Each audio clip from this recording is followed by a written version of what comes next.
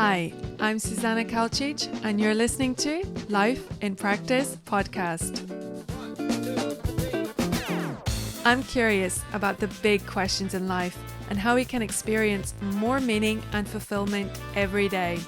Join me as my guests share their challenges, successes, and what it means to put our purpose, our values, and our lives in practice. Hello and welcome to Life in Practice podcast. This is your host Susanna, and today my guest is Gilli Moorhawk. She's a writer, EFT therapist, and a health researcher. Welcome, Gilli. Thank you, Susanna. So Gilli and I connected over a shared passion and interest for personal development, psychology, spirituality, and all these wonderfully fascinating subjects. That's right, and sexuality. Yeah, and sexuality. Yeah. Loads of stuff. Don't miss that one out. That's one of the most important ones. Exactly. So, since getting to know you, there's we could talk for so long. There's been so many things to talk about. So with this particular conversation, I'd like to focus more on just have a general overview of the main challenges that you've had in your life and how you've been able to overcome them. Sure. So shall we start at the beginning then? Yeah.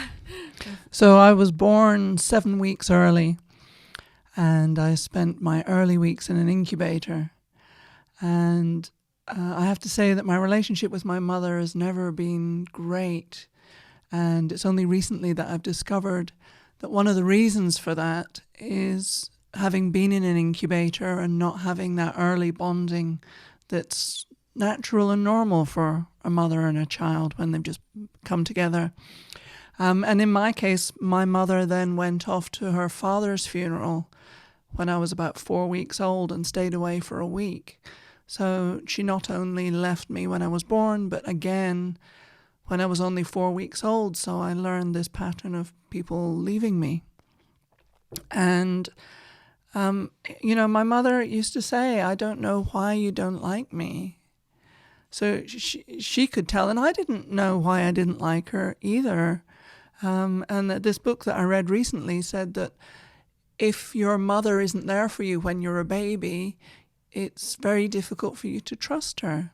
Or if she leaves you, even if it's a separation because she has to go into hospital or somebody dies or you have to go into hospital, that separation in the first 2 years of life can have impact that just rolls on for the whole of the child's life and affects the relationship between them forever. And nobody really knows why until this research has been done, and now they're starting to see that it's really important. And that disconnection leads to trauma, and trauma, as we've talked about, leads to health issues, psychological issues, so many things not going right in life. And, the whole thing with personal development is because you can see that things aren't going right and wanting to get to that sense of rightness that other people seem to have. Yeah, that's so true. And I really thought it was important what you said about that, the feeling of lack of trust for your primary caregiver, and then what kind of impact that has on yourself, but also the relationships that you then later on to develop with other people. I said to you that one of the gifts I got from my parents was the love they showed for each other. They were absolutely devoted to each other, even when my father was in his later years and he had Alzheimer's. When my mother walked into the room, his face would light up. They just did everything together and were really happy together, sometimes to the exclusion of everybody else. But that was a really good role modeling for me. And I feel very fortunate. I didn't really appreciate it at the time probably, but I feel very fortunate now to have had that modeling of a proper love relationship, because I think it's more difficult for people if they haven't got that, sometimes to connect in relationships. Though my ex-husband and I discussed this at length, because his family was quite difficult, his family of upbringing. But his mother and his sisters loved him, so he did get a lot of love from people. And he said that he saw kindness in his sister's relationship with her husband, but there wasn't really anybody who had a great passion. You know, it was mainly arranged marriages. But he's grown up to be a very loving person. And he always was. So I think there's a lot of love innate, and I think that there are things that can derail it, for sure. So I think parental breaks is one of the things that derails it, and not having good models is another issue. But I think underneath it all, I think there's such a longing for love, a longing for acceptance, that maybe there's this innate lovability that we have in us. Yeah, I think so. Well, I guess we are tribal and social creatures, so we are wired for connection, and we're wired to form relationships, because we can't, as humans, we can't survive on our own. You know, at least maybe now we can with all the modern technology, but before we had to be a part of a group, a part of a tribe. And I think the loss of tribe, the loss of community, is a huge issue, not only in this country, around the world. I read something recently. It was something like 30% of Americans live alone, don't have much. That's a huge number. They say they feel lonely. And, that's, if 30% of the population weren't eating enough or didn't have a roof over their heads, there would be an outcry. But not having people, that people don't really seem to think that it's important. And I think it's hugely important to connect with somebody. And some people, and particularly the elderly, can be very isolated in their later years. And that's really not something that would have happened even up till like 50, 100 years ago. Absolutely. But then as healing as relationships can be, they can also inflict a lot of trauma on us as well. So talk to me a bit more about the impact of the trauma that you had when you were a baby, and how that had an impact on your relationship with your mum, and then later on as you began to develop as a young girl, as a teenager, as an adult. I didn't really spend a lot of time with my family. I had friends at school, and because I lived in quite a small town, from a very early age, I would just trot off and see one of my friends. So I never felt like there was anything missing until much later in life. Anything missing in my family, because my normal was I'd go and play with Pamela, or I'd go and play with Lynn, or I'd go and see Alison, or, I always had somebody to go and spend time with. And, when you're a kid, you want to play games and stuff that everybody else is. It's like, it's a bit childish. And it's like, I'm a child, so this is what I want to do with my time. So it was only in my 30s, I think, that I suddenly came to the realization that I hadn't had a happy childhood. Because all the bits were there, We had a nice house, and I wasn't beaten. My parents didn't drink, so there was no alcohol abuse. My parents loved each other, so there were no fights and arguments. So to the outside world, it would have seemed like a perfectly good childhood home. But there wasn't any affection. There wasn't any hugs or kisses or warmth or anything like that. And so it was that what I realized that had been missing in my younger years, and that's what made me start to look at the other issues in my life. One thing for me was I couldn't wait to leave. I went to university and kind of never came back. And people who kind of went back and stayed at home, I was just kind of like, really? Why? Though I did see my parents. I'd go and visit them once a month. They lived outside London. And I would speak to them on the phone.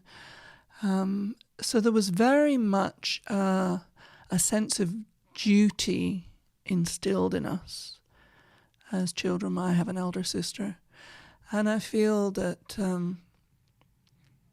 I've had, over the years, I've had therapists who've said, why are you still seeing your parents when they do these kind of things or say these kind of things?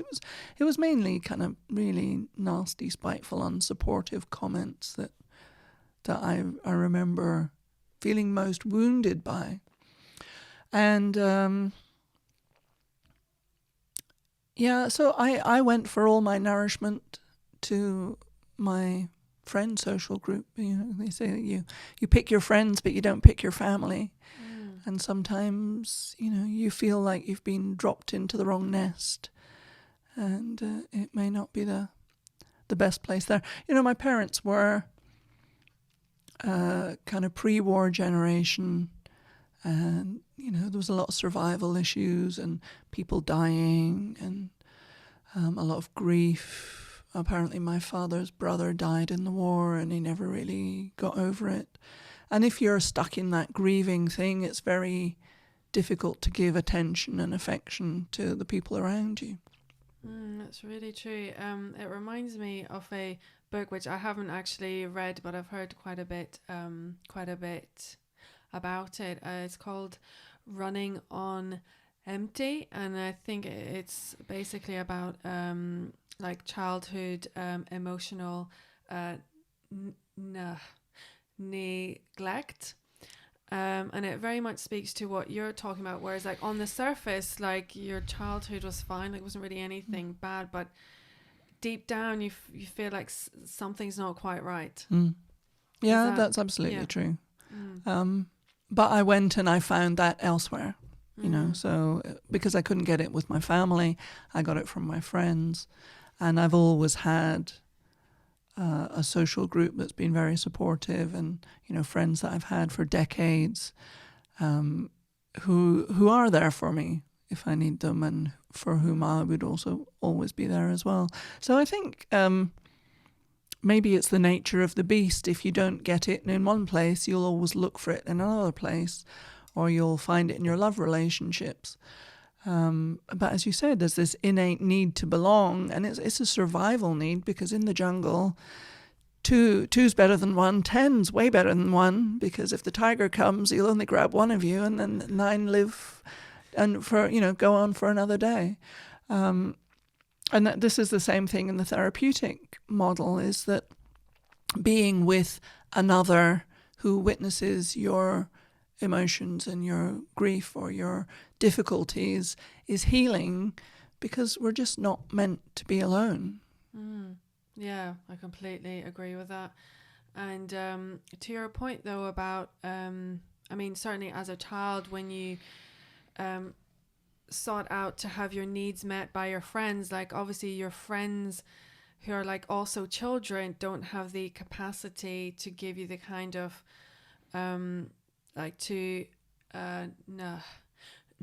to nourish you in the way a parent can. Yeah. I don't know. Yeah. I don't know, because that was my reality. Yeah. Was, I'd rather spend time with them. I think what I'm trying to mean is that even though like your friends were there for you, they cannot replace what your parents should give you, should have, because they're children as well. So it's kind of children parenting each other. Yeah. And I think what we touched upon, like in previous conversations, I think when you realized what you had experienced, then it's the process of like reparenting yourself. Yeah, inner child work's really, really powerful. And I think if everybody looks inside, they'll find, well, not everybody, a lot of people will find that inside them is a child of a certain age. And if it's a baby, then that's the time at which your first kind of split or your first lack happened. You know, some people it'll be a child that's 6. Some people it might be a little bit older. But for lots of people, it's a toddler age child, like kind of age 2 and 3. Because though it's the first 2 years that are kind of critical, but even up to 5 years, ideally, the mother should be with her child and should have a relationship with her child. And these days, that's not happening, and I'm really worried about how that's going to impact society going forward, because childcare with a different nurse or a different nursery nurse looking after your child every day, or a different one every week, or if it changes, it's not the same as having a female adult, ideally the mother, looking after the child all the time. And it's not a popular thing to say, because women now want to have opportunities and choices in the career field, in the work field. They want to be independent. But really, the needs of the child are enormous in that period. So is it such a big sacrifice to just take 5 years out of your working life? But financially, people can't afford to do it. I think when the research is done over the next generation, 2 generations, perhaps governments will be wise enough to support parents to have 5 years off so that their child gets the best developmental support, because the long-term issues that run on from that in terms of healthcare, mental health care, social structures, abuse, alcohol abuse, drug abuse, and all these kind of things, the cost of that's phenomenal. So if you let parents look after their children and you have healthier children, it's going to really impact society in the long term. Absolutely, yeah. That's so true. But yeah, we live in a tough world, and as you say, there's so many different pressures, and people want to have choices and options, and it's just about, I guess, seeing what you as an individual choose to prioritize as well, and then obviously hoping what the government can do, or the company that you work for, what possibilities are there. But as you say, we'll see what in a few years' time. I think you can see it now with the kind of look at me kind of attitude that is very prevalent with Instagram and Facebook, and people posting pictures of themselves and me doing this and me doing that and me doing this. It's because they want to be looked at, given attention. And often it's because the mother wasn't there to give them attention. It's the eye-to-eye contact between mother and child that's been found to be so crucial, because it's validation. And now this is what it seems that everybody wants. They want to be validated, and they want people to look at them. And they want to be famous for being famous. And if you go into a career room with children and ask them career questions, what do you want to be? I want to be famous. Because they want people to look at them. Because there was nobody there to give them that eye-to-eye contact. It's all part of the development. That's so true. But I think it's also not just like with the parents, but I think influences like from TV, from what we see, that we're told like, oh, this is like if you have this kind of look, or if you're famous for the sake of being famous, like these people are financially rewarded. So we're kind of almost taught like, okay, this is the way you should be, because these people are given attention they are paid loads of money as well. And you're kind of shown like, oh, this is like if someone is famous, you think, oh, they're celebrated, so they must be a valuable person. Like I used to think like that when I was very young, because if someone's on TV, or if they're like, oh, that means that they're an important person. But as you grow up, you realize, well, actually no, the real important people are actually behind the scenes doing the real work. And it is very difficult, but there's been a recent spate of suicides from people who were famous for their 5 minutes on some of these reality shows, and once the camera stopped rolling and the attention stops being there, it's absolutely devastating for them. So it's not an easy ride. It's not money for nothing. I think people think it is money for nothing, but when the chips are down, then they realize actually this has had a huge impact, and it's not something to be courted in the way that it's been done over the last 10 years. Hopefully there's been a lot of publicity about it this week, and hopefully people will start to pay attention to the fact that this is people using people for entertainment. So somebody described it as being like gladiators, in the old days when the Romans would stick people in the amphitheater and have them kill each other. Now they do it on TV. Yeah, absolutely. And I think what it comes down to is for the individual, the importance of cultivating and developing your own self-esteem. I think that's key. Well, this is something they should teach at school, really. The things that they teach you at school that you never use afterwards, and the things that they could teach you at school that could change your life. Self-esteem, how to praise people, how to receive praise, all the kind of things that you need for your health and mental well-being. Much more important than algebra and why hills are a certain shape. These are things that you don't really need to know, but this is how the education system is set up at the moment, and there's lots of pressures looking at different ways to educate children, because it's become very one-dimensional. It's all academia and the education of the mind, and not looking at the body. And that I'm very big on body awareness. So Sir Ken Robinson is my hero. He's a professor emeritus of education at Warwick University, who left to do a career as a consultant. He's done research for the British government, and he recommends bringing back the arts. So this is music, drama, sports, and art, painting, and drawing and sculpture and things like that. And he says we progressively educate our children from the waist up and into the head. And this is my question that I ask everybody: where are you in your body? And a good 70% of people say, I'm in my head, of course, as if that's the only place you can be, like your eyes and your mouth. And of course they're in your head. And then you find some people, and you find that they're not in their head at all. They're in their heart, or they're in their belly, or they're in their hands.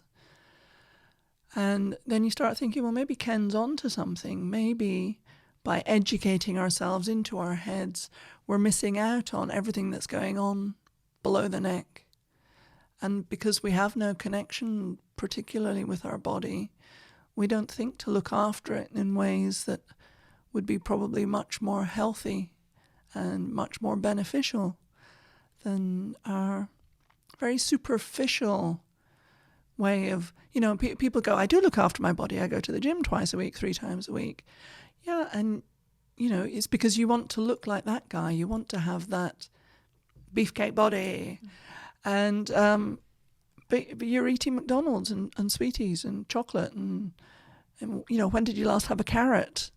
And kind of the love and care for your body is missing. And I think our education kind of persuades us that the brain's the only important thing. And if you haven't got a good brain, then you're missing out, or you're not as good as the people who are smarter than you are, even though you may have far better skills. You know, you were showing me those beautiful pictures, and it's just like, that's fantastic, that kind of work. And it's a real gift, it's a real skill. And saying that because he can't do algebra, that he's not as good as everybody else. Now, I'd love to be able to draw like that. It's fantastic. Yeah. I mean, yeah, exactly. Each person has their own skills and their own talents. Like, we're not all good at everything. No. But I want to get into, now that you've talked about the importance of being in your body and having more awareness of your body, because you were telling me before that you had quite a traumatic experience when you were like, was it in your 20s that you then developed agoraphobia, and that was obviously like heightened anxiety, and also, so I'll let you speak into that. So this is something that's come up recently in more recent research about trauma, is how trauma can either be inherited from your previous generations, or early trauma can predispose you to react even more acutely to something like that. I was attacked in a taxi, like so many women in London before they were licensed. You know, anybody could take the car and say, "Hey, I'm a taxi, can I take you somewhere?" And I have no memory what happened. The only reason I know was the following morning my husband said, "What happened to you last night? You know, you came home and you were sobbing and you said that somebody had attacked you." And I wiped it out of my consciousness, and I carried on like everything was fine. And then about 6 weeks later, which apparently is kind of a common time frame for these things to kick in, I started having panic attacks if I was in an enclosed space. So it became impossible to do the job I was doing at the time, because, you know, I had to be in meetings, I had to have people come into my office, and I just couldn't do it anymore. And it was heartbreaking because I loved my job. I worked in the music business, and I have fabulous stories from then. But I loved my job. I loved the people I worked with. I loved the bands I worked with. And, you know, to lose that was devastating, along with losing my personal freedom and being able to feel safe outside the house and things. And I spent 12 years trying to find a cure. And I never gave up. And I tried every ology under the sun, you know, psychology, parapsychology, everything. You know, the drugs that they gave me didn't work. Psychology didn't work. I did past life therapy. I did homeopathy. I did acupuncture. You know, everything that I could do, I did. And somehow I never lost hope. I'm not quite sure how. Yeah, that's amazing. Yeah, after like such a long time, a lot of people would have thought, okay, that's it. Yeah, I'm going to be like this for life. Yeah. It's like, no, I'm not going to be like this for life. I don't care. And I picked up a book called, what's it called? By a psychologist, an American psychologist called Roger Callaghan. He wrote one book called The 5-Minute Phobia Cure. And I thought, I found out this is it. Everything I found was just like, this is going to do it. This is going to fix it. This is going to be great. And I found a doctor here in the UK who'd only just trained in the therapy and really wasn't very good at it. She didn't have the experience. So enough shift happened to make me think it was worth pursuing again. So this guy, Roger Callaghan, was charging thousands of dollars for a session. And I didn't have thousands of dollars. But his kind of number two, I think she had a PhD. Anyway, so she was a doctor, based in San Francisco. And she was about half the price. I thought, hey, what do I have to lose? Just my fear. And I had 2 one-hour sessions with this woman. And after the second session, the agoraphobia had gone. Wow. And what exactly, what happened in that? Was it like a hypnosis? No, this was thought field therapy, which is tapping on the acupuncture meridian. So the therapy I do now is EFT, which is a variation. Is a kind of a simpler variation, and so can you talk us through, like, kind of roughly what happens? Okay, so you think of whatever it is that's bothering you. So if you have issues around money, you think about having lots of money, and if that makes you feel good, then that's great. But if it makes you feel a little anxious or a little tight in your chest, it's likely that there's some kind of block there around having money. Now, everybody says, I want to have money. But the truth is, lottery winners will have lost all their money. Most of them will have lost all their money within 5 years. And they'll be back to the level of financial security they had right at the beginning. So nobody's kind of really come up with a reason for this. It's been noticed. But I think you have a financial set point. And if you start looking at having money above that financial set point, which comes from your heritage, your family, if there were people in your family who had money and lost it and bad things happened, then you learn, maybe having money is not such a safe thing to do, so I'll just keep it a lower amount of money. So in EFT, we get you to focus on the feeling, not the thought, the feeling that you have in your body. So this tightness, this tension, this slight sick feeling maybe if you think about having lots of money and the responsibility that comes with lots of money. And then there are acupuncture points here and here and here. And you just tap on those 10 times, working through the sequence while you think about that problem. So at the beginning, you'll give it a value maybe 7 or 8 out of 10, or 10's the worst. And after you do a couple of rounds of the tapping, you look at it and you go, actually, it's 5 now. It's not as bad as it was. So then you go back into that feeling again, pull that feeling into yourself, really connect with it, really connect with how you feel in your body, and then do the tapping again. And then maybe it'll go down to a 3.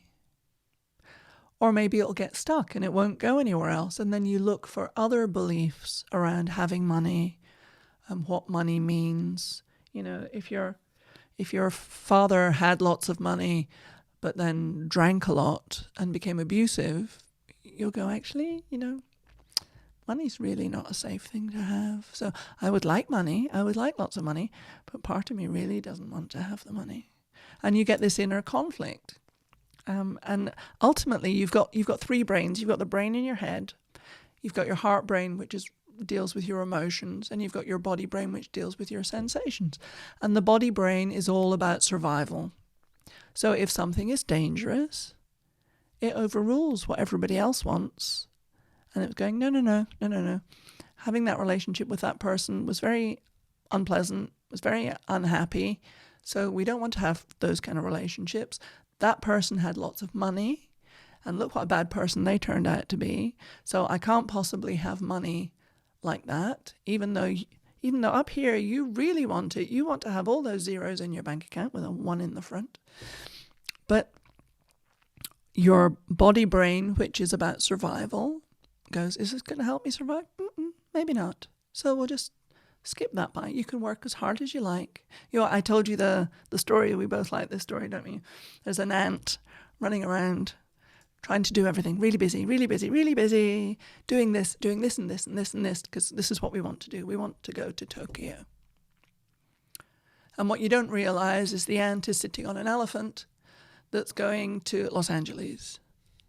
So it doesn't matter how hard the ant works, how much stuff it does, how busy it is, what it thinks and does and plans makes no difference, because the elephant, which is your subconscious mind, is going somewhere else.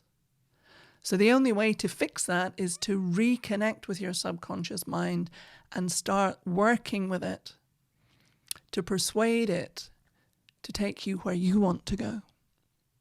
So that's dealing with all the blocks, all the underlying subconscious blocks that you have that you may have forgotten. It may be some incident that happened when you were 10 years old and somebody said something to you.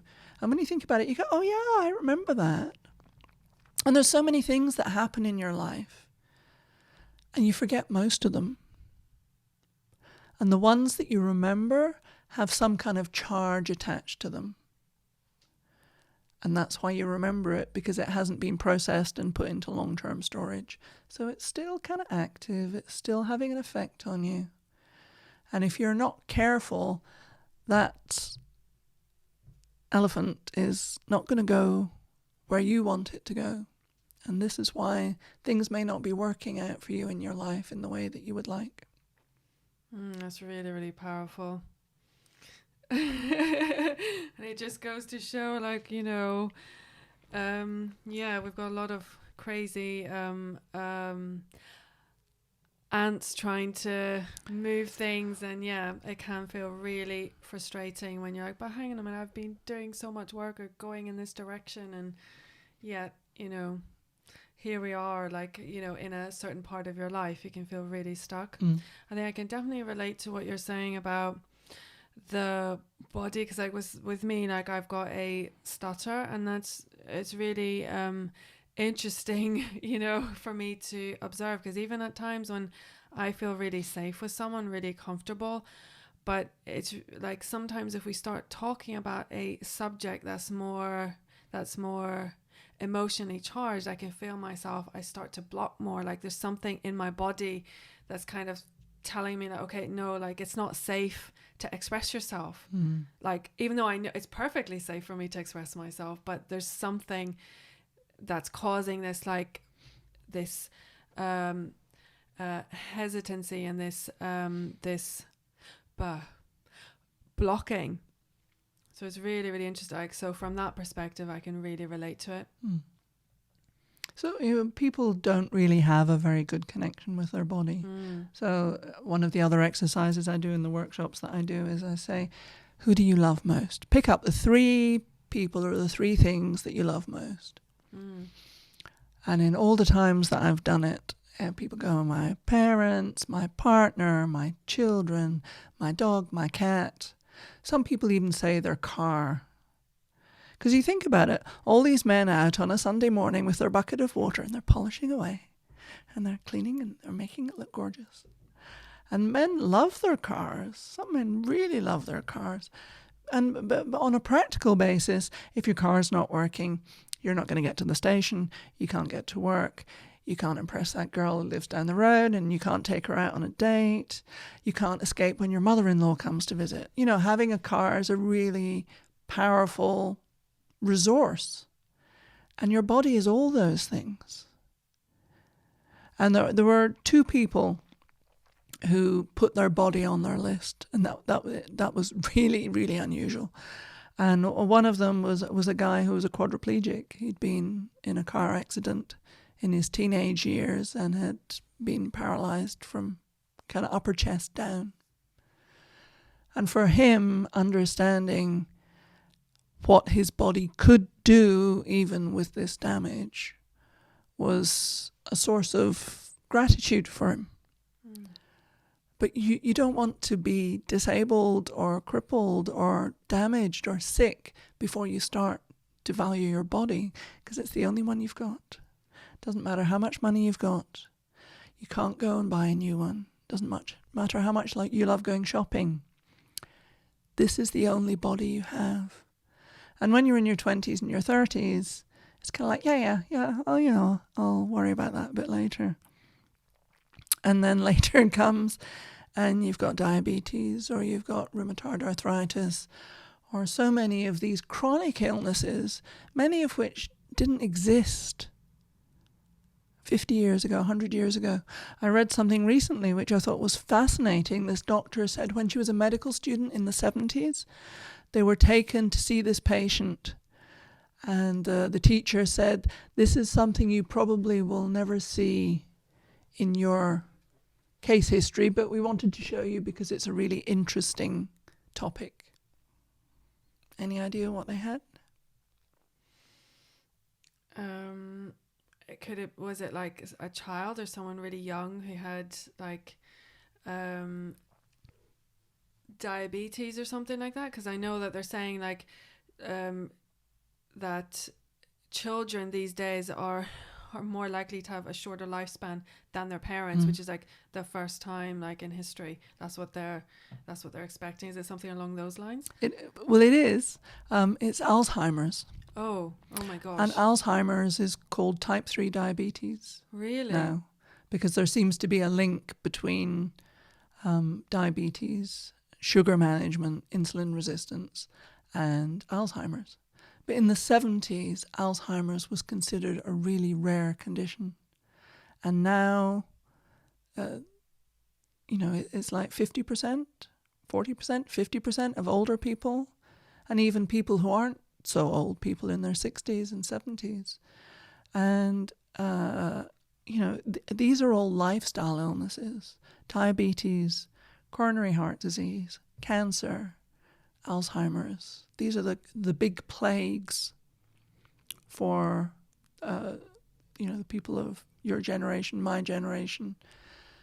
But those illnesses were extremely rare. The first recorded heart attack was in the early 1900s. Whereas now, you just think heart attacks, that happens all the time. In the early 1900s, they identified the first time that somebody had a heart attack.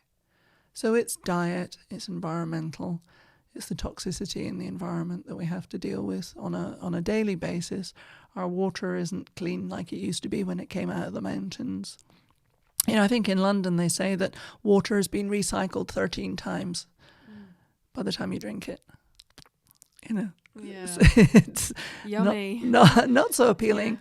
Yeah. And our food, some of our food, looks like the toys that you buy in the toy shop. It's so well manufactured, it doesn't look like anything that you should eat. Although I think it's important to sort of say I think there's a genetic component as well, like especially with something like cancer, because I've known some people who they've lived a very healthy lifestyle, but they went on to develop cancer. Yeah. So it's not always as clear cut. I think with something like cancer, it's still I don't think people know as much. About it. Obviously we know more and more, but I think it's not as clear cut and as easy to understand. Well, the thing is, it's more common now. Even in the 1700s, the 1600s, people still had tumors. People were it was mentioned in the medical records of the time, but not 1 in 2, not 1 in 3. In 20 or 30 years ago, cancer wasn't nearly as common as it is now. Diabetes wasn't as common. I'm not saying these diseases didn't exist. I'm saying we have to look at why they're so common now. What is it that we're doing that's making them become triggered in people who are young? People used to be, cancer was for old people, and now you have women in their 20s and 30s who have breast cancer. Why is it spreading across all the generations now? And, the people who look into the functional medicine doctors talk about the diet and the environment.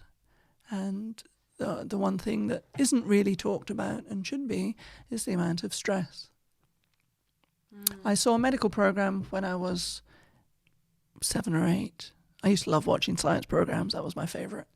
And some research had shown that 70 to 90% of all visits to the doctor were caused by stress. Wow. When did you last go to the doctor with a physical complaint and have him ask you about the stress you were under? It's not a question that's ever asked. Yeah. Yeah, I think we need a more holistic approach to healthcare and consider all of the different components that have an impact on our health, because it isn't just as simple as having to like to soothe a certain symptom, because that's usually what quite a lot of healthcare is. It's just, okay, take these tablets, you won't feel this anymore. But it's like, well, actually your body is trying to communicate, okay, there's a problem here, that's why I'm showing you signs that something's wrong, but you need to treat the core, not just put a plaster over over the surface. Yeah, that's absolutely right. It's like you've got a flashing red light on your head going, warning, warning. And people put a plaster over the flashing light so that it doesn't bother you anymore, but it's still going on. And so you experienced some of your own health challenges as well, and that must have been quite well. I'll let you speak into that. So yeah, when I was 10 years ago, I found a pucker on the skin on my breast. So I went to the doctor and they said, well, we'll get it checked out. Don't expect it to be anything. And I went in to see the doctors and they said, I'm sorry to tell you have cancer. But the nurse said to me, you don't seem very surprised. And I'm going, yeah, well, if you knew what my life was like, you wouldn't be surprised, because it's just one thing after another. Yeah, because did you recently got over your agoraphobia, right? No, I'd had the agoraphobia. Then I went through 5 years of infertility and IVF. And then I had a 2-year break, and then I got cancer. Wow. So yeah, it was one thing after another. So I had to decide what I was going to do. I spoke to a friend of mine who had cancer, and she'd gone the natural route. And she said to me, take everything they offer you, take every treatment they offer you. She said, I'm going to die. She said, if I had my time over, I'd have radiotherapy, chemotherapy, any therapy going. So is that because the natural route didn't work for her? Is that what? Yeah. So for me, it was never a choice. I'd spent 10 years following a very healthy lifestyle, trying to be healthy. And I knew that this was a flashing light in my body going, something's wrong, something's wrong, something's wrong. And poisoning my body with radiation and chemotherapy just didn't seem to do it for me. My body was clearly already really stressed and not working properly. So the only way for me to be sure that it wouldn't come back was to find out why it happened in the first place. So I had surgery, I had the tumor removed, and I had a fabulous doctor, the most wonderful, thoughtful, caring physician. I'll be forever so grateful to him, because he listened to what I said and he heard what I needed and he gave it to me, even though it was out with the National Health and it was out with the normal protocol. He put himself out to support me in what I believed. And you don't get that very often. I mean, that was an amazing doctor. So after the surgery, I spent hours every day looking at all the stuff online about cancer treatments. Oh my God. I talk about overwhelm. I was doing 12 hours a day. And everything contradicted each other, and you do this and you do that, and you take this pill and you take that pill and you do this and that. And it's very hard to know which route to take. So I saw an acupuncturist at the time who I'd known for many years at that point, and he's a specialist in serious illnesses. And he said, hit it with everything. You can't just go, this is going to be the treatment that's going to do it for me. You have to look at everything. And you take as many treatments, you hit it from as many angles as you can. And I had, curiously, I had 2 other friends who were diagnosed with cancer in the same 6-month period. Since then, I don't know anybody who had cancer. Before then, I don't know anybody who had cancer. But in that window, there was 3 of us. And they also went the natural route. Did they have the same cancer? Was it breast cancer? No, they had different kinds of cancer. And they followed different routes. One of them was an alternative therapist. She was very informed. The other one had a route that she was following, and she followed it. And sadly, both of them have died.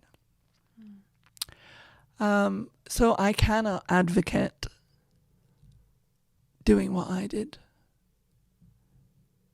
Yeah, because it doesn't Because work. it doesn't work for every, they did different things to me.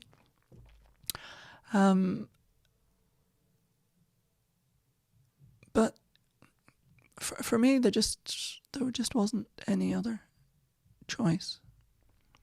And I'm still here, 10 years on. So what route did you take? So what did you do then? I changed my diet drastically. I became vegan. Okay. And then I read about the whole sugar impact on cancer, because cancer tumors grow in the presence of glucose. And I met a lady online who wrote a book called The Canton Ketogenic Diet. And she talked about how fats can be used as a fuel source, and you can cut your carbohydrate down very little. There's 3 food groups: carbohydrate, protein, and fat. You can live without carbohydrate. You can't live without protein or fat. You can have lots and lots of protein, but if you haven't got any fat, you'll die. And if you eat lots of fat without protein, your muscles can't rebuild. But carbs, you don't need. You do better with carbs, but it's not essential. And when you have cancer, if you cut your intake of carbs down to 25 grams a day, which is a very, very small amount, an ounce, it's much more difficult for the tumor to grow. So I followed the different kinds of diets. I had acupuncture, Chinese herbal medicine. I took pills by the bucket load. I mean, I can take a handful of pills and just down it in one. Because when you say pills, is that like vitamin pills, supplements, herbal pills, enzymes, pancreatic enzymes? I was taking loads of them. And sorry, you said you went, you did a keto diet. Was that a vegan keto? Yeah. Okay. So it wasn't so much. She calls it the ketogenic diet, but actually keto is like 70% fat, and her diet was just very low carb. It would be more accurate to say it was a very low carb diet. So actually, I did start introducing meat, organic meat, because it's very difficult to maintain kind of good health if you cut out all your food sources, So then when did you reintroduce meat into your diet? How long was that period that you were vegan for? Probably about just over a year. Okay. And why did you reintroduce meat? You just felt like... Yeah, I just felt I wasn't getting enough nutrition. Mm-hmm. So, I had a bit of a scare when I thought that something had come back, and I had scans, and they said there were tiny, tiny, tiny little specks of something. But I wasn't having a lot of salt at the time, and that can cause breast lumps if you're on a low salt diet, apparently. So once I had started having more salt again, kind of, healthy quality salt, Himalayan salt, things like that. So it's very stressful, having cancer. Because terrifying as terrifying. well. Yeah. Yeah. And stress is one of the big problems. And along with like changing your diet, what else did you do? I did coffee enemas 3 times a day. Whoa. For several months. So I must have had the... And why are they good? Coffee, if you take it rectally, it goes straight through the hepatic portal vein into the liver, and it stimulates the liver to clean. So that's the purpose behind it. Drinking coffee doesn't seem to do the same thing. So yeah, one becomes remarkably relaxed about these things after a while. Yeah. And was there any did you have any psychological or spiritual practices? Like, did you do any? I did EFT. Meditation? Okay. EFT was kind of like the big thing, was working through the blocks and the issues that I felt had been.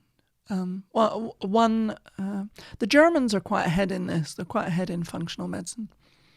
And one of the theories was that if you have a long period of stress, which I had with the agoraphobia, like 10 years, and then the stress is removed and you're in a peaceful place, your adrenals have been running, overstimulated and running.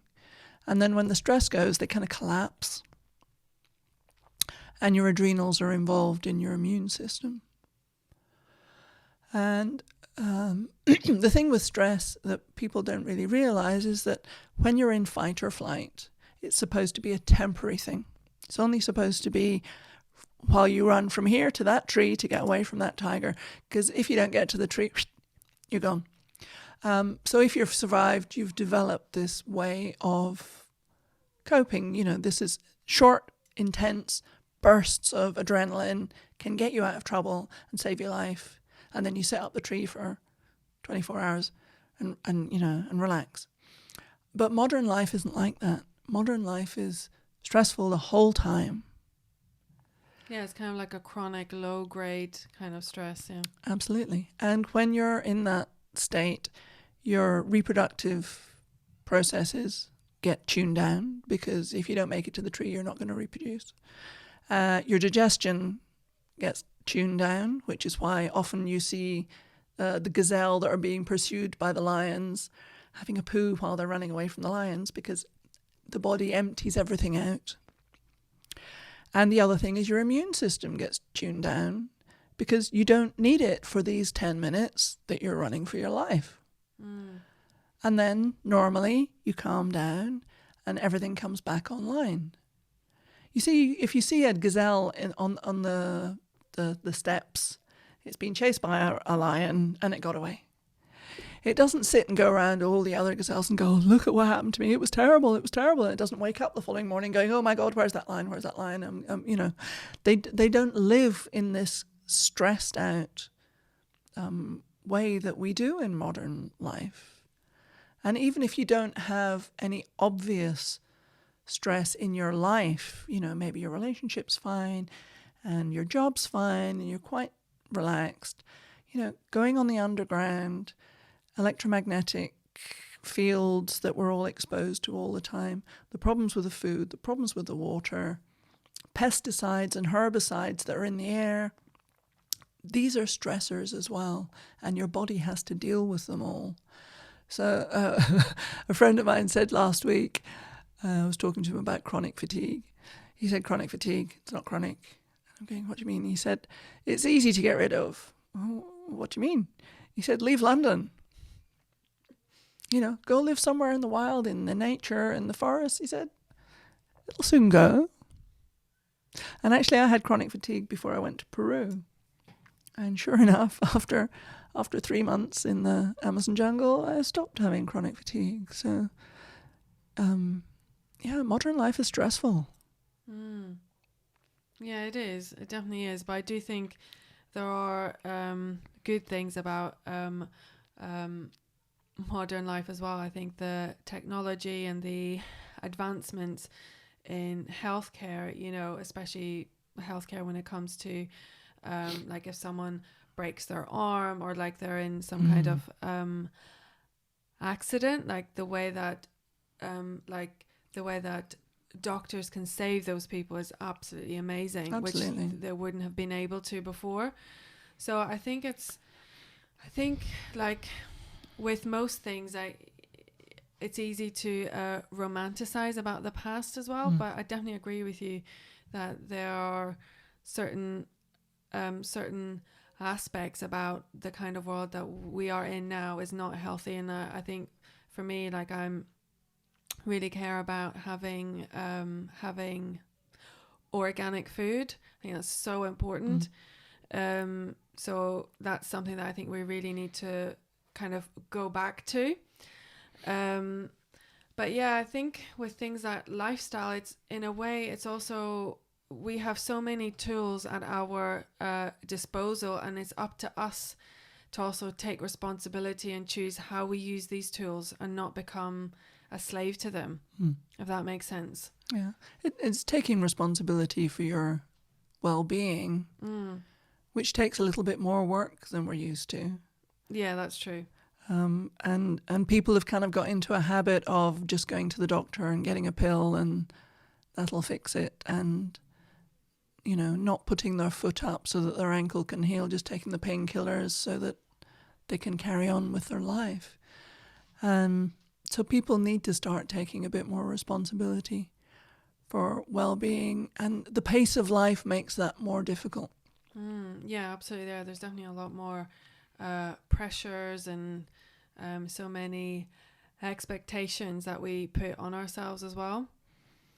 Yeah, but I think with things like becoming more present, practicing mindfulness, you can become more aware of what's going on. It's like what you talked about before, like connecting to how does it feel to be in your whole body, and paying attention to what your body's trying to communicate to you, so that you don't have to wait until it's like screaming at you with something.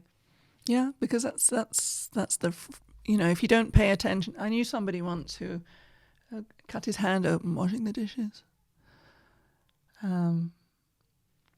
And it was just like, oh no, I'm back at work tomorrow. He's like hands like this, and he kept bumping his car. He was going through a difficult time at the time in his relationship, and he'd had several minor little bumps, bumper bumps in his car, and he didn't pay any attention to it. So he got appendicitis. That'll stop you. Wow. You do. If you ignore the small signals, the signals will get bigger and bigger until you stop. And of course, he was signed off work for 3 weeks, and he was back in a week. But yeah, people don't listen when they get little triggers. So, do you have can you recommend something that we can do to help us to pay more attention? Because there's some people who are so out of touch with their own bodies. Like, how can they start? Start by just bringing your awareness into a part of your body that isn't your head. So you put your hand on your chest and just feel into that part of your body, because it's all your body. There are people who can follow the flow of blood around their body. Wow. You know, it's your body. Can you hear your own heartbeat? Most people can't. Most people don't notice it. You know, doing things like yoga and yoga breath work. One thing I do, which I really recommend, is inner engineering, which is a process that you learn and then you do every day for 21 minutes. And that's been a life changer for me. I really recommend that. I think it's one of the most powerful things that I've come across. And yoga really brings you much more into your body. Switch your phone off. I know it's a really unpopular thing to say. But, I mean, you know, we've only had phones for 10 years. They're kind of smartphones that were all on like this, you know. Your books, your MP3s, everything. You know, when the first phones came out, I said, I'm going to buy one when I can have my ebooks on there, my music on there, and I can take photographs. And that's what we've got now. So they are indispensable, you know. You and I were sitting there going, oh, what was that message I sent you? Yeah. And you can find everything that you did in the last however long you've had your phone, certainly. I mean, things tend to go missing when you get a new phone.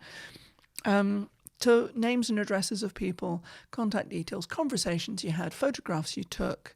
It's all on that little thing, that little box. But you know, when you're living in a house with people and you send them texts rather than going downstairs to talk to them, you know, we all do it. But it's this communication, interpersonal communication with a real person.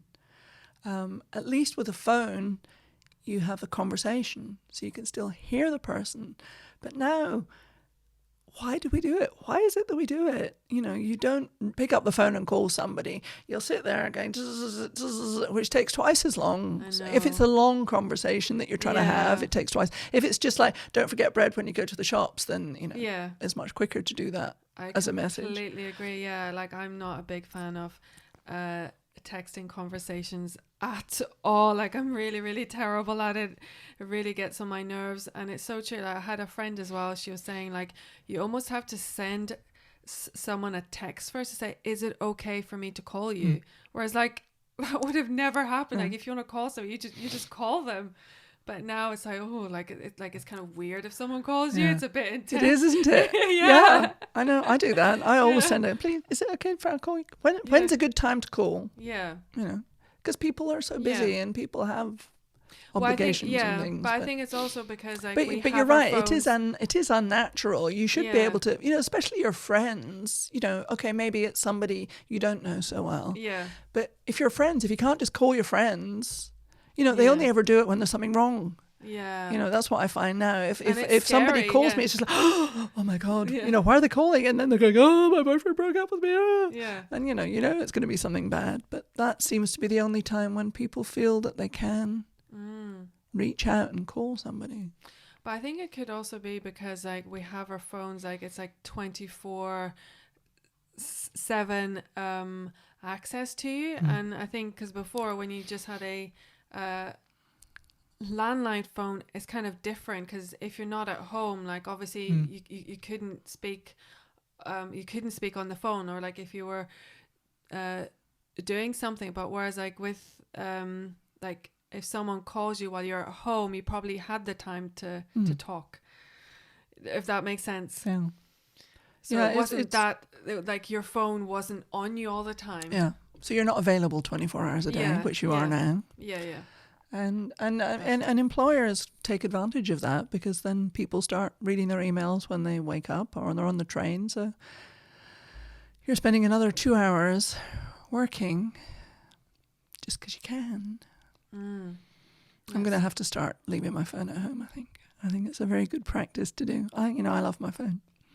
But I think it's an absolutely amazing tool, but I think it's up to you how you choose to use it. Like on my phone, I don't have because I can see like some people put loads of different notifications on it. Like for me, the only notification I get is if you send me a text directly, and if you send me a WhatsApp directly, so not any groups, no emails, no Facebook, no Instagram. That's just completely, it's I go into those apps when I want to, rather than constantly getting, because it is constant.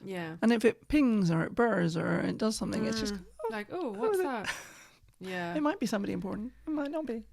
Exactly. Well, gosh, time is like going so quick. Like we could keep on talking for ages, but I'll have to start. We have to start wrapping up. And I just wanted to like recap. Then, what do you think were like the key practices that helped you to overcome the challenges that you faced, and then with the successes that you attained? EFT was a life changer for me.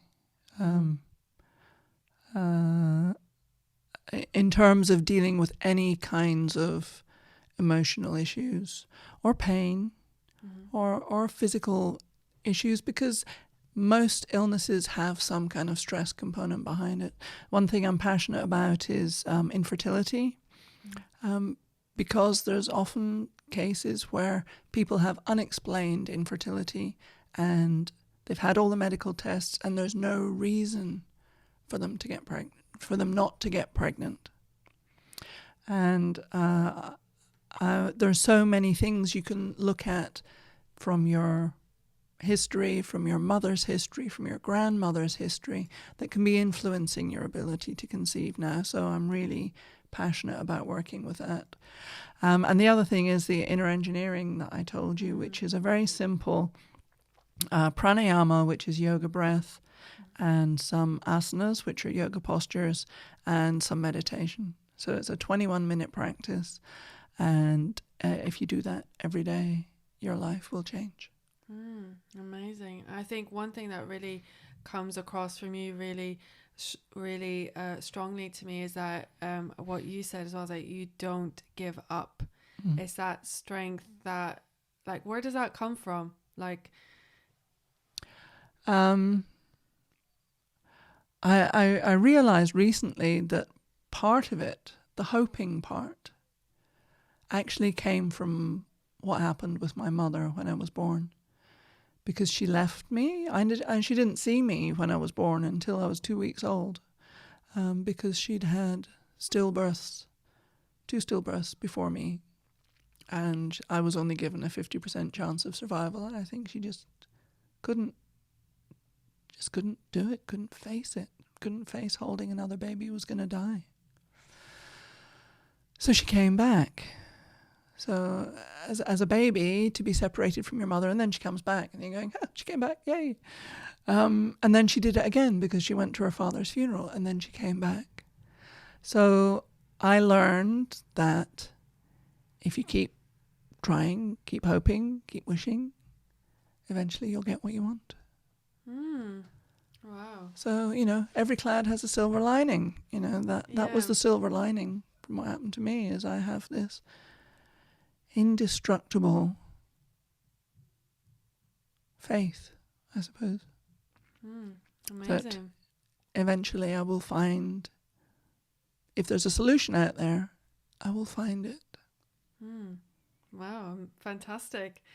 And for the last question, so what do you value most, and how do you put it into practice? Yeah, we discussed this at length, didn't we? Because we had quite different views. I think love makes the world go round. I really do. And love is simple things like taking a packet of biscuits into the people at work, being kind to people, being thoughtful, listening to what they say, they like, they enjoy, they care about, and then presenting that back to them for their birthday, for Christmas, for things like that. So, just being there for people, keeping your word, turning up when you say you're going to turn up. And these days that can be quite difficult sometimes. And the problem we have is that different things mean different things to people about love. And lots of people think that, giving people things, if somebody loves me, they should buy me this and buy me that and take me on holiday and do things for me. I think one of the most loving things somebody did for me that I was saying was he took the rubbish out for me. And I was thrilled. Yeah, I hate putting the rubbish out. So it's loving actions. Anybody can go and buy a bar of chocolate or a bunch of flowers. Yes, it's nice, it's thoughtful, but for me, it's not a big deal. But if you do something that makes my life easier, oh, thank you, love you to bits. That makes me feel loved, that it will do something for me. Yeah, because I think one important point that you made when we had our conversation before is that it's knowing what that person's love language is. Because for some people it's getting stuff, and that means a lot to them. We talked about the story about the woman who was going, my husband doesn't love me, he never buys me chocolates, he never buys me flowers. And the guy had spent 6 months building her a beautiful kitchen. That was his love gift. But she saw love as flowers and hearts and stuff. So there's actions. Loving actions is one. Buying gifts is one. Spending time together is one. Physical love is another one. What's the fifth one? I think it's words of appreciation. Yeah, and validation. Yeah. Good. Mm. So when you're with somebody and you want them to feel loved, it's important that you try and work out what their love language is, what things matter to them, because otherwise you can be doing all this hard work and it's falling on deaf ears, which would be a shame if you really have love for somebody that you want to show them. Absolutely. That's fantastic. Thank you so much, Gilli. You're very welcome. This has been amazing. I'll definitely have you back on because there's so many things that we haven't talked about. So we're going to dip into each part more